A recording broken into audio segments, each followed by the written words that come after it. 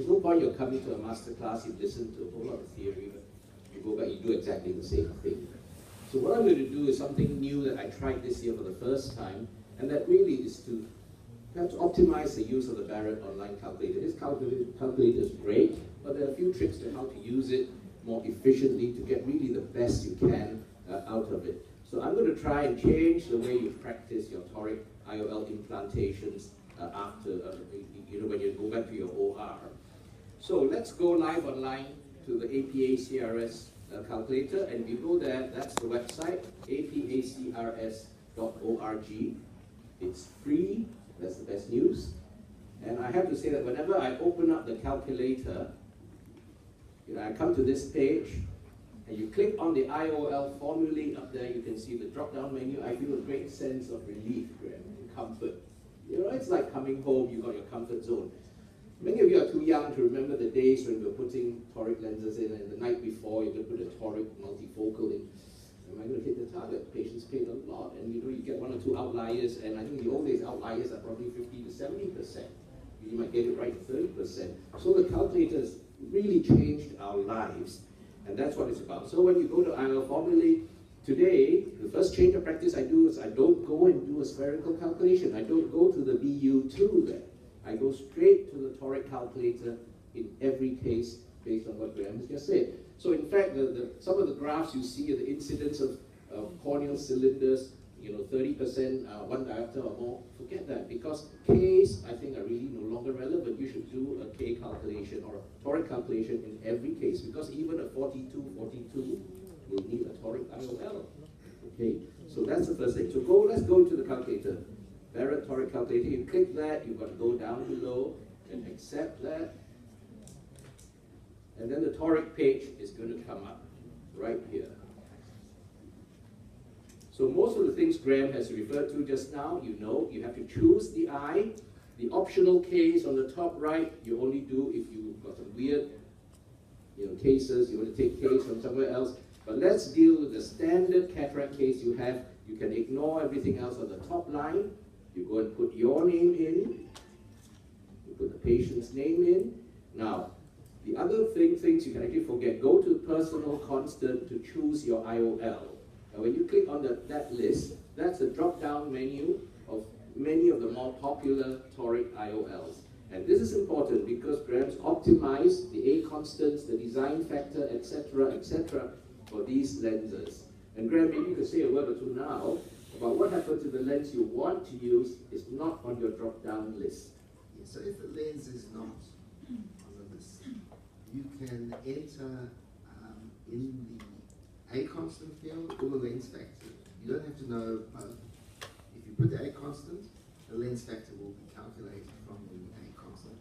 You put the lens factor, then the A constant will come from the lens factor. So we take the manufacturer's recommended A constant. But if you have a constant for SRKT, either from ULIP or your own optimized SRKT A constant, it won't be the same as the Barrett, but it will be very close. And for practical purposes, you can use it. So don't feel that if the lens isn't on the drop-down menu, there's no reason you can't use a toric calculator. Of course you can. You just got to know your A constant for SRKT. I confess, if I don't see it here, I kind of balk a little bit using the lens, and that's a natural response. But when you get such good results with these optimized numbers, you tend to want to use it. Yes, and then the thing today is with modern biometers, the idea that each person is going to have some unique lens factor or A constant is not valid anymore. It's going to be very close. Everybody's going to be very close. Okay, so that's an important point, yeah? Yeah, so, if you don't have your own personalized, if you use ULIP or SRKT A constant, it's going to be close enough. And then you can always find out what your own is. And I'm happy if someone has 200 cases and they want to know what your optimized constants for the Barrett formula is for a lens that's not on there, send me the data and I'll do it for you. Okay, so in this case, we're going to choose, say, for example, the Alcon SN680X. You will see when I click that, the A constant and the lens factor has auto-populated in there. So just to go through the exercise, I'm going to put in this lens, we say 42 at 90, let's put it 91, and say, just for argument's sake, I'm going to do 42 at 1. So in other words, if you looked at a case on your IOL master, oh, this patient has no cylinder, you're not even going to do a toric calculation. Big mistake, okay? So we're going to show this to you. Say axial length of key in a 24, ACDs at 3.5, target refraction 0. So SIA, for those of you who don't know, if you're less than 2.4, as Graham has said, just put in a 0.1 SIA. You're not going to be far off. Incision location in the right eye, temporal tail cornea is 180, left eye is 0, and you go to lens thickness, it's say 4, and white to white is 12. So this is what you enter in every normal case of toric calculation. And Ron, yeah. Before you come, so when you look at the scale there, it's 0 to 360 degrees, because it's asking for your incision location. Once Ron presses calculate, it will change to a 180 degree scale, because it's looking for where the toric lens alignment is. So, but this is 0 to 360, and it's just asking for incision location. And the SIA, don't worry about is it minus or is it plus. It's where the incision is, and it's an absolute magnitude. They won't let you put negative values in, so don't get concerned about minus or plus. Wait, but just 0.1. Just the amount, yeah, just the amount. So we press calculate now, and you'll see that it populates that screen. Okay, and it shows you where the incision is. I put the incision at 180, and it shows the steep and flat meridians. Now, in the old days, before the K calculator, from here we just click on toric IOL, and you would get the printout to tell you where to put it. But that's using one machine. In this case, say this was an IOL Master K. And that's what you got about the result of about 70 or 75% within half a diopter of acceptability, which was really very good, much better than anything else. But now, the next thing I do is I click the K calculator. And this is the screen that Graham showed you just now. The K calculator, now the first thing is you've got to choose the biometer. So Graham, would you say again, should we choose 3 machines that measure Ks in different ways to get the best? So in other words, we can do a manual K, you do a sort of Casino type K, and then do a shine flip K, or do you think it doesn't matter what 3 machines you use? I don't think it matters, but you should have at least one topographer, either the shine flip or the Casino. Not 2 topographers, but just one, because it's a different method of measurement. For the other 2, they can be 2 different biometers, for instance, lens to eye master. It could be a lens star, and the second one could be autokeratometer. But I wouldn't go put in, say, 2 or 3 topographers. Your primary devices are still your biometers. Sure. So I was at a meeting in the US, and the American surgeons are very gung-ho. I put 4, I put 5, I put 7, I use 8 keratometers. But it's a law of diminishing returns. I mean, they think that the more you have, the more accurate it isn't. The sweet spot is 3. Okay? 2 is an average, 3 is a median, and that's very important. So I keyed in my first data is from the IOL master, and so you click to include that as one data set. Then the second K I often use is say just an auto K, and many of us have auto Ks. So let's key in this, say this is 42.3 at, we'll call it 95, and we'll have, let's say, 42.5. Oops, sorry, I missed the distance. 2.5 and 5. Now you've got to select to include, because if you don't, I mean, you can play around with average means and medians if you don't want to click it, as Graham showed you just now. But if you click all 3, then it will use all 3 sets. The third one I would use nowadays is say a pentacam. Okay, I'll put that in. So let's put a 43 at 100. So Ron, just one point is, yeah. Unlike for measured PCA, where you must put in the device you measured from, this is purely for labeling for your own information. It doesn't matter regardless of what you select. If you're lazy, you don't want to select, you don't have to. Okay, so that's a useful tip, so we don't need to waste time on It's that. for your just own, if you want to make a printout, it will show you what you use, but it doesn't actually. That's a useful tip because we actually spend a lot of time. And you know, I mean, my first sort of thought when this came up was, damn, I've got to click so many more clicks doing the K calculator. But I'm just going to save me 3 clicks. So you can see I've selected these 3 data sets now. Okay, 3 data sets for 3 machines. Now the next sequence is a little bit, it's logical, because you're calculating this, then you're inputting it into the original axial length data, and then you're recalculating the thing. So I'm going to tell you here, what you need at this stage is to press calculate, toric IOL, calculate, toric IOL in that exact sequence, and you will get the lens out. You've got a friend request. You're going to do it now. Okay, let's go calculate. What is that? Calculate. So this populates the data I've just put in onto those charts that we see. And you click on toric IOL. This, I believe, integrates it with the original axial length data we put in. Is that right? Oh, you can't go to toric IOL after that, right? You have to go back to patient and press calculate. No. So that's what I've done. And then I go now to calculate. Yes. I'll show you what I actually do it. If you press toric IOL, it will take you to patient. Yes. And then I press toric. So that's what I do. But tell me what you do from the 3 sets of data. Go back to your patient. But anyway, if you look at this, let's say a word about this first, and then we'll go back to how what sequence. But it's not the most friendly way of doing it.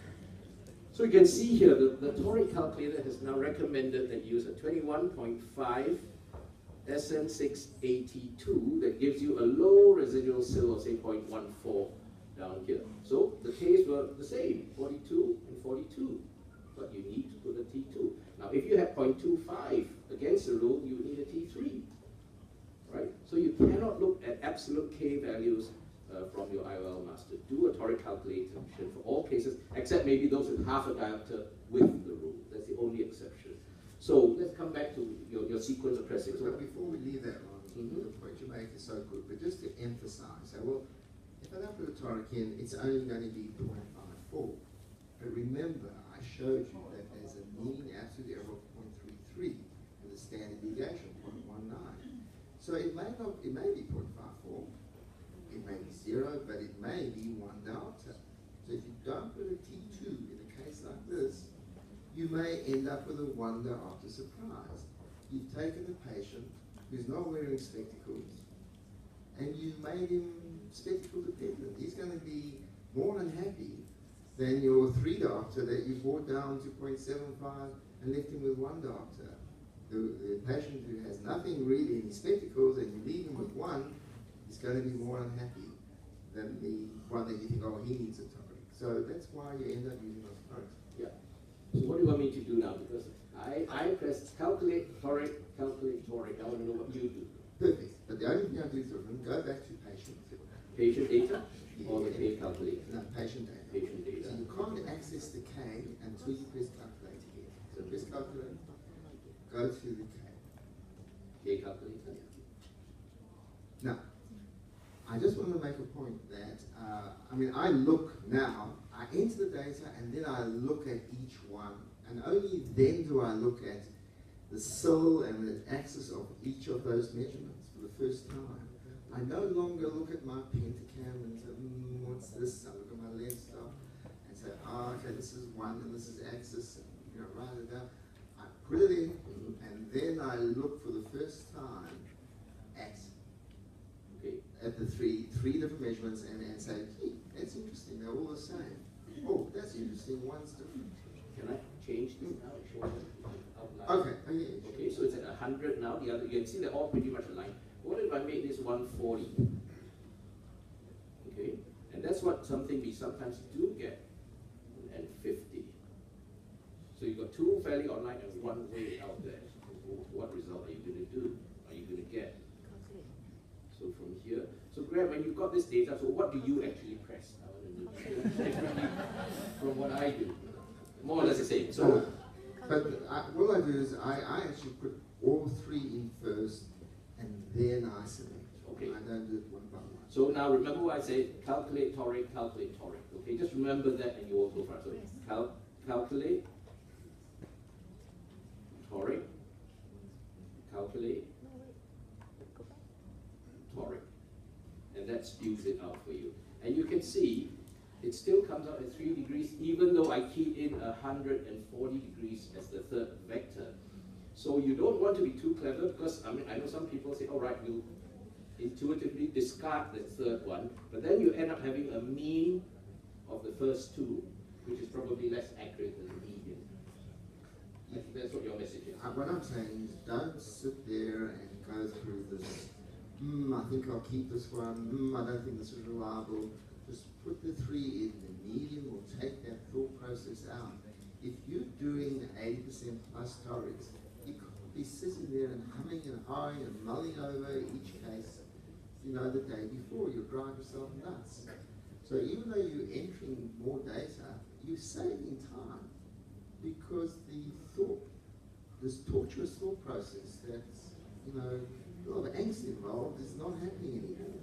So it's a time-saving device because you don't have to sit and mull over. Good question, Ron, about what devices.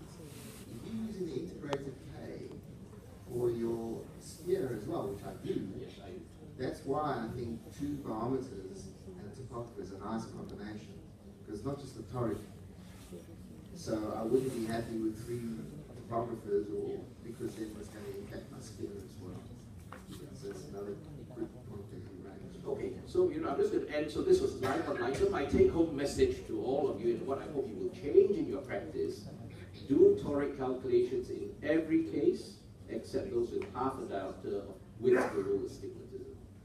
Number 2, use the integrated K calculator on the APA CRS website. You are going to get results 85% or thereabouts. In his hands, 90%, but I know most of you get up to 85% toric predictability. Wow, you're going to change your practice. Thank you very much.